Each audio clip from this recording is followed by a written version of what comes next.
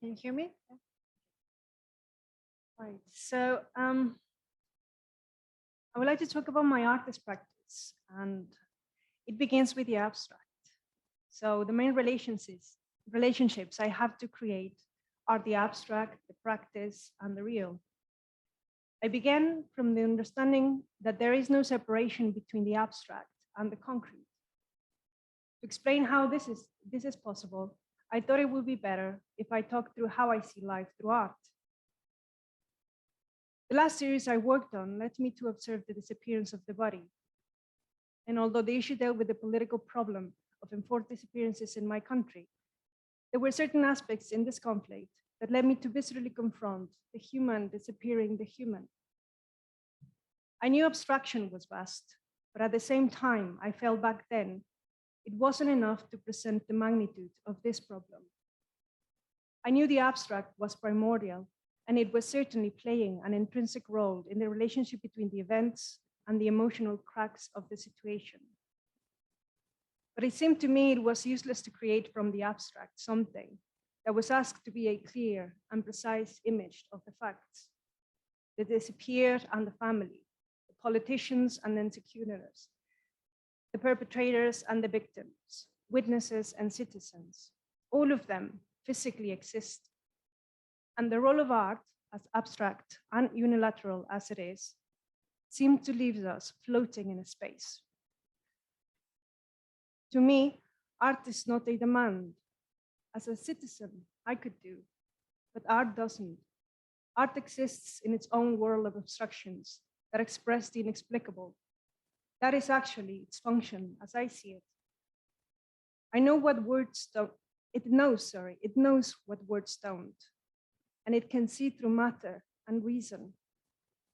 It understands what escapes to our daily technicalities. The moment you open your mouth, everything comes crashing down. This is so because art lives in a space where it puts us all together in the center of their concerns. Since I have been concerned with the multiple forms in which we get to disappear as humans in the political and scientific realms we create, a subsequent turn in direction from the state of disappearance series led me to consider what I think are the attempts of the annihilation of art by technology. I believe in the idea of the human abstract, and what interests me is how technology is trying to replace this entity. Since the abstract is real, it would have a profound bearing on how we could understand the types of social engagements we are creating and the architectures that are being produced. So maybe a question at this point will be helpful. What would it mean to create spaces where we could see the prevalence of the human abstract without succumbing to the seduction of technology? Foremost, the artist gives us an object to observe with all our senses. It doesn't create for the masses to have something to use. Various types of technologies are inventions to be applied and used for mass consumption. In relation to the space, the role of the image plays a fundamental part on the construction of what surrounds us. Nietzsche, in his book, The Ascensional Psyche, tells us, some will still insist on talking about symbols, allegories, and metaphors, and will ask the philosopher to point out the technical lessons first before the images. But if the images were not one with ethical thought, they would not have such life or such continuity. So after the image, a cartographical space is constructed. The places we inhabit are more likely to have lines and determinations, but the abstract seeks to disrupt that because it cannot exist within an infinite straight line. The cartography is about control. Herman Melville might be right when he said, it is not down in a map, true places never are.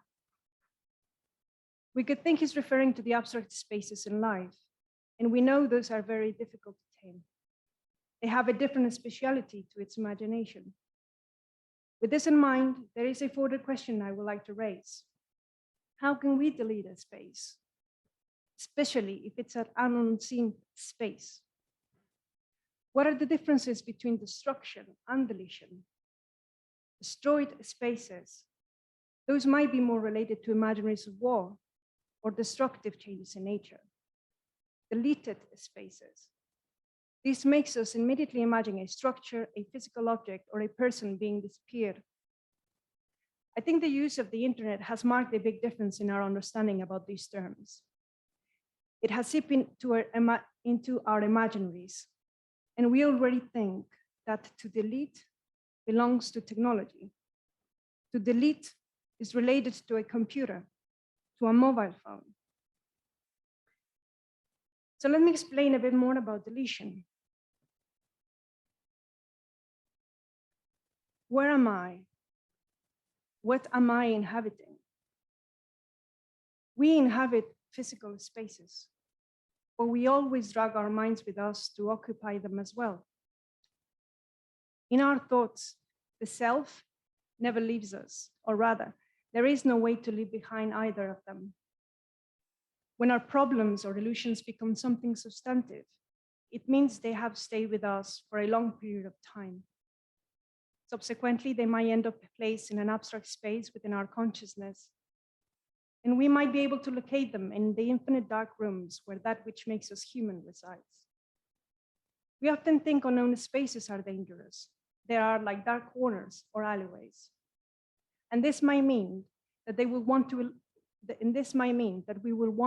illuminate them.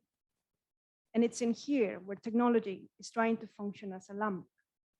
It wants to expose everything with a bright light. That is how technology brings its own kind of deletion, and deletion happens in spaces we don't know. But what about spaces? Where can these spaces be? How do they look?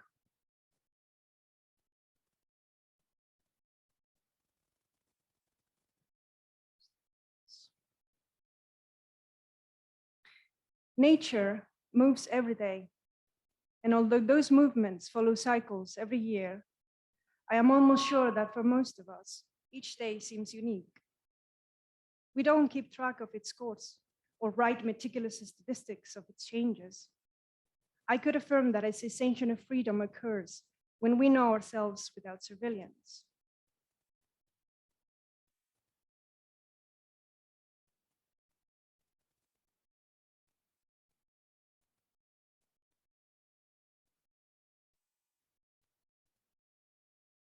When there is no one who can track our movements, when our secrets are kept within the intimacy of its silences, when talking about our torments, we know we are not being registered in some graphic for the use for some merchant. Many will talk about the freedom they feel when walking in nature, to walk alone or in the company of someone, departing with no marks ahead, with nothing more than a vague idea of the journey, door open to the possibility of what might come, to encounter the surprise or the adventure. All of these are part of the spontaneous, and this is precisely the space the abstract likes to inhabit. In Le Corbusier Manifesto in 1923, he asks architects to follow the footsteps of engineers. And he also says that without a plan, there is disorder, arbitrariness, or he talks in affirmation about the regulation of the lines and its obligation to order because it brings satisfaction to the mind. But above all, he calls the house a machine to live inside. And I would like to have to disagree profoundly with these statements because of my concerns with the mechanic and my understanding of how abstraction unfolds in life. I perceive the abstract living within vortices, its movements throwing zigzagging forces that change every second.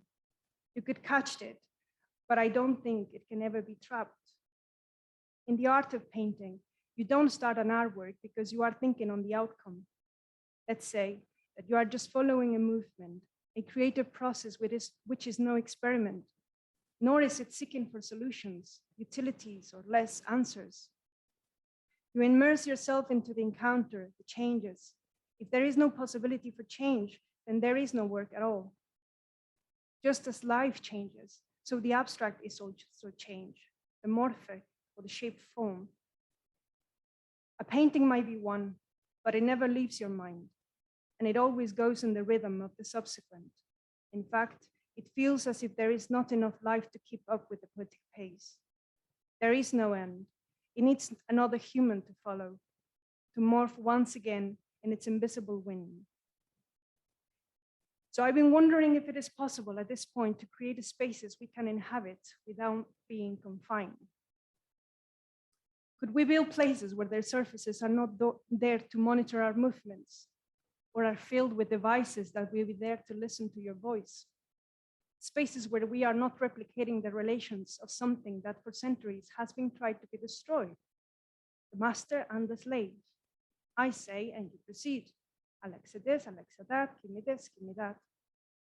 A space where the relationships with the environment is not marked by the weight of our laziness, where to be mechanized is not an option, and the mobility of our bodies is not directed by objects or electronics.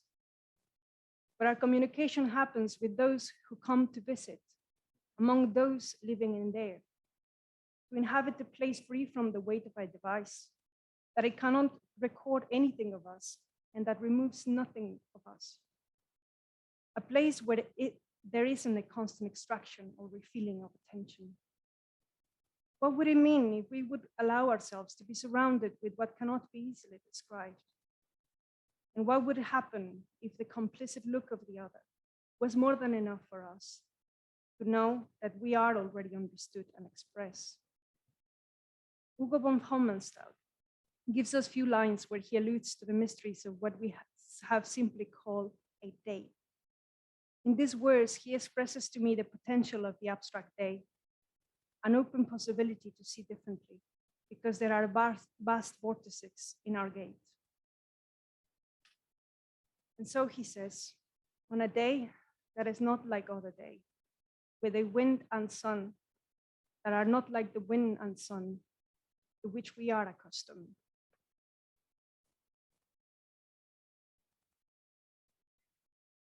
I would like to end with the poetic idea of the secret garden. If technology was to have a secret garden, it will already be surveilled, mapped out. It will work in an environment of control. Most importantly, its use would require data to properly work, to actually work. Yet in a garden, you can't possess. Your surroundings are meant to be their own, as much as you are to yourself. In there, the experience of the mysterious is only for you to discover. As Paul Valéry expressed, the mysterious texture of the utmost hate. Poetry is for you to find. In this secret garden, the mobility of clouds could be a metaphor for the floor that moves your abstract steps. A carrier of thoughts and what surrounds you to meditate on the go. Clouds are captivating because they transform. It's for this reason, perhaps, that we are attracted to its beauty. We also know it will leave us, and it could be possible that it's within the ephemeral that our sense of fright is born. I also think plagiarism has been done by the technological cloud. This cloud remains. It's meant to keep things forever. It could even be seen as a bin of information. You add things every single day, whatever type of things, pictures, documents, bank details, music, etc. One wonders, why has it been named the cloud? Contrary to what a cloud in nature will be, this is just a storage place. So why not to call it that instead? A machine that stores things. There is also the property issue. Clouds in the sky are something we don't own. Nobody owns a cloud. A bit ridiculous if you think about it, to own your individual cloud. Christian Seneschal is trying to show us in his book about the Uruguayan poet, Jules Supervielle, that he's a personality eager to seize the invisible world in his hands, and yet capable of the most aerial and subtle fantasy, and of a dream that is entirely free by the constraints imposed by Earth. This is something I am sure loads of artists will agree with. I personally do.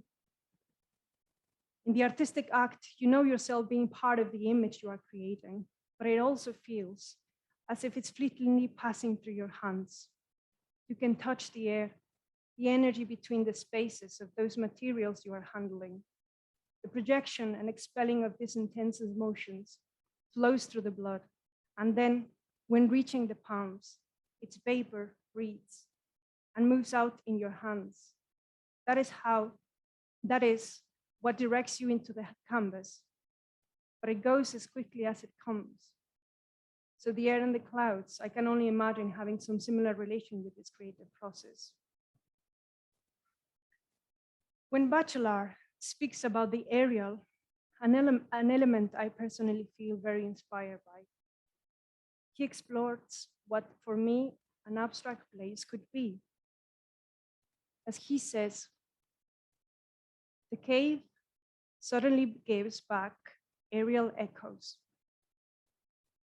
That's it. Thank you so much for listening.